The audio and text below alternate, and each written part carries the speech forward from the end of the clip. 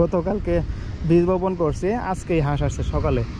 এই যে হাঁস এসে এরকম ভাবে ফুল উড়াইছে। আসসালামু আলাইকুম, কেমন আছেন সবাই? আশা করছি সকলে অনেক অনেক ভালো আছেন। আলহামদুলিল্লাহ আমিও অনেক ভালো আছি, আবার একটু অসুস্থতাও ফিল করতেছি। তো যাই হোক, অনেকদিন পরে ভিডিও নিয়ে আসলাম। মাঝখানে কিছুদিন ভিডিও রেগুলার দেওয়া শুরু করছিলাম, আবারও গ্যাপ চলে গেল বেশ কয়েকদিন। তো গ্যাপ আবার রেগুলার এইভাবেই যাচ্ছে। এর নিয়মিত যে একটু সময় বের করে আপনাদেরকে আপডেট দিব, এটা আসলে হয়ে উঠতেছে না। জানি না এটা এইভাবে আর কতদিন চলবে, তারপরও আপনাদেরকে রেগুলার হয়ে ভিডিও দেওয়ার চেষ্টা করবে ইনশাল্লাহ। তো যাই হোক, আজকে অনেকদিন পরে আমার এটা হচ্ছে আপনার বলন বলে আমাদের এদিকে, বলন বা গাছি হচ্ছে দ্বিরোপণ। মানে আমরা প্রথমে বীজতলা তৈরি করে বীজগুলো ফেলে দেই। ওইখান থেকে যখন 25 দিন বয়স হয়, 25 দিন বা 30 দিন বয়স হয় চারাগুলোর, তো সেইখান থেকে উঠাই নিয়ে এসে আবার এইরকমভাবে জমি প্রস্তুত করে এইখানে আমরা ঘন আকারে রোপণ করে দেই।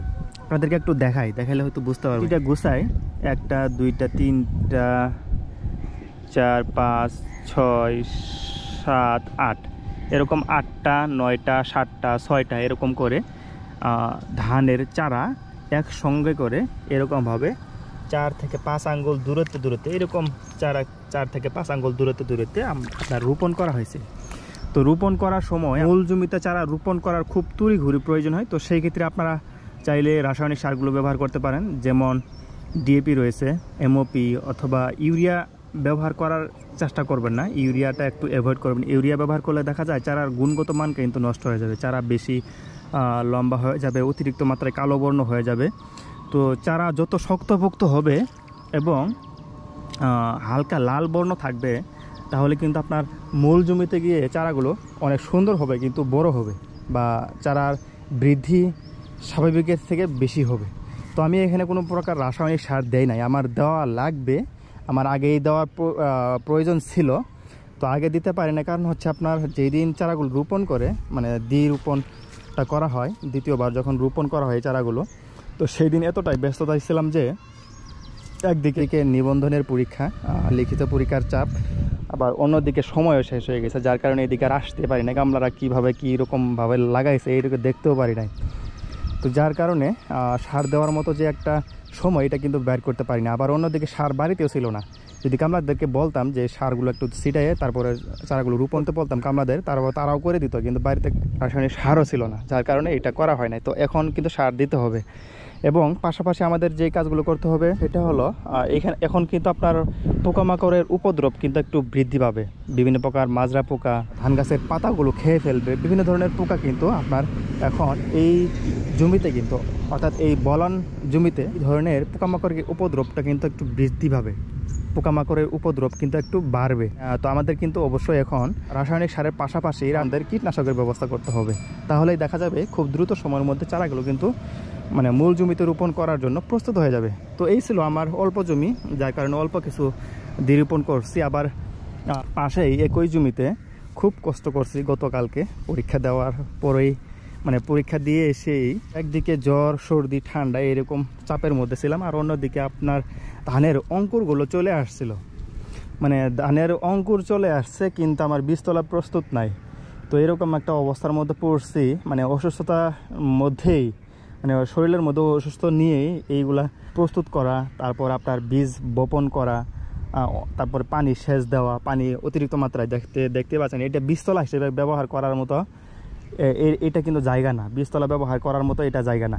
তো বীজতলা জায়গা না হওয়ার কারণেও বীজ বপন করছি। কারণ হলো আমরা যে সকল জমিতে আমন মৌসুমের বীজগুলো বপন করি সেই সকল জমিতে কিন্তু অলমোস্ট আমাদের বীজ বপন করা কিন্তু হয়ে গেছে। তো যেহেতু এইগুলা পরে আসছে এই ধানগুলো, যার কারণে এইগুলার আর পারফেক্ট কোনো জায়গা নাই, মানে একটু উঁচু যে জায়গা সেই রকম উঁচু কিন্তু জায়গা নাই, যার কারণে এই যে নিচু জমিতেই আমি খুব অল্প সময়ের মধ্যে বীজতলায় বীজগুলো বপন করে ফেলছি। দেখতে পাচ্ছেন বিশাল একটা এরিয়া জুড়ে কিন্তু এখানে বীজ বপন করা হয়েছে।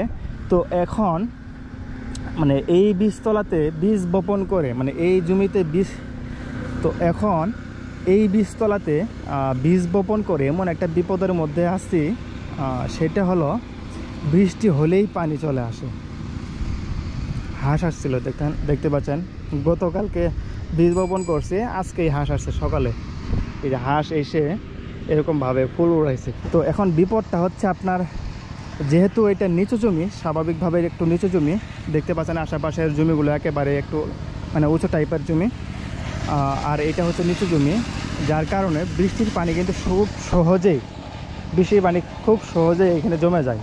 বৃষ্টি পড়লেও পানি জমে থাকে।